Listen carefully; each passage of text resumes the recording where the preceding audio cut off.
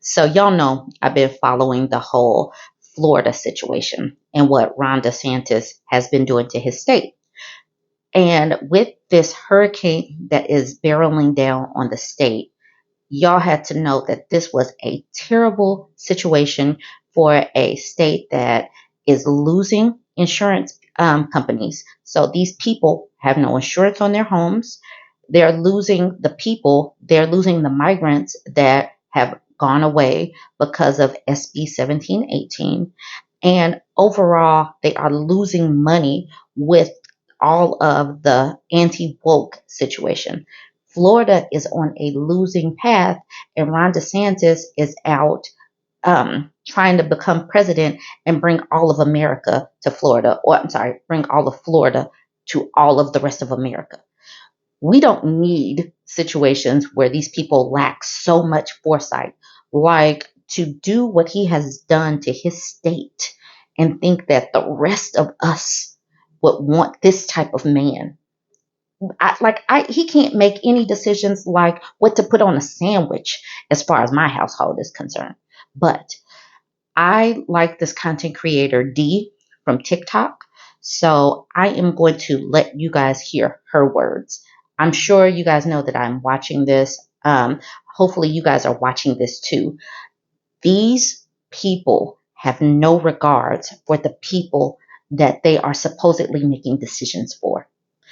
I'm not coming in on the back end. D says enough. Y'all jump in the comments. Tell me what you think, what you see if you are a Florida resident, and like, comment, share. Someone on Instagram gave me a reminder of DeSantis' infamous words, which were, knock on wood.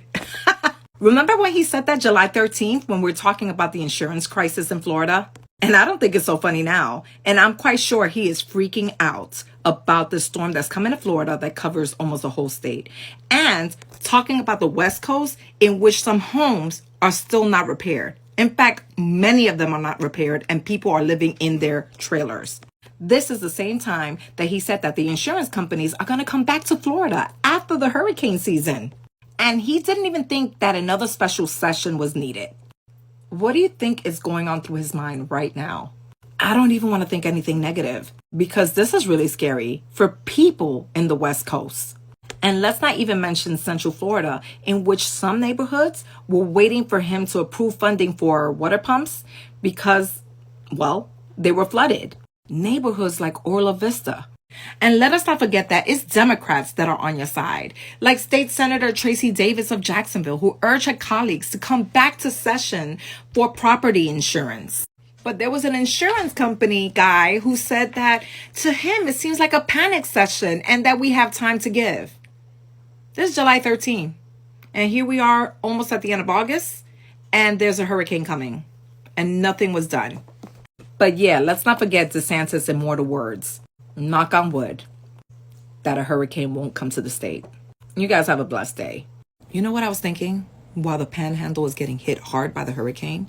Is that the media does not need to slide this under the rug when it comes to people that did not have insurance, the people that lost insurance because of DeSantis policies, the insurance companies that were given money to DeSantis campaign who went up in prices and people couldn't afford to have their insurance policies, the people that were dropped from their coverage when they needed most.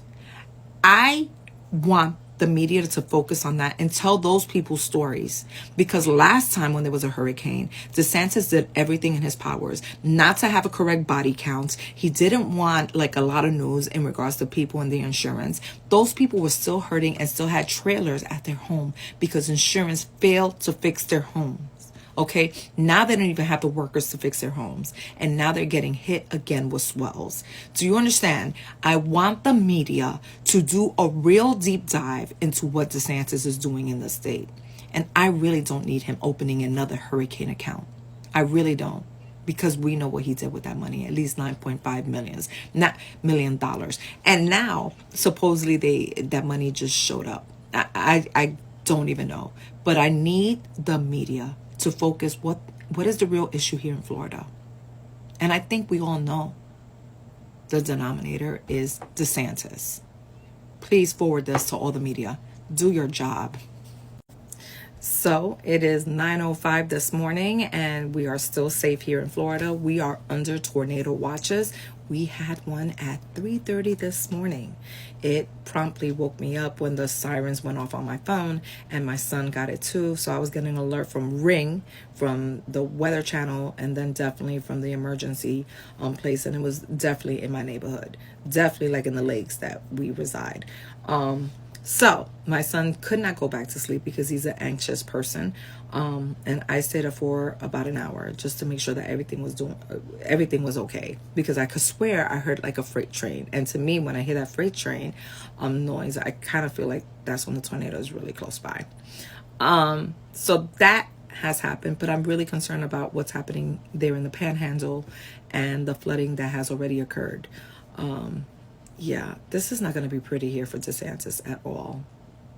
This is going to be definitely a stain on his record. You guys have a blessed day.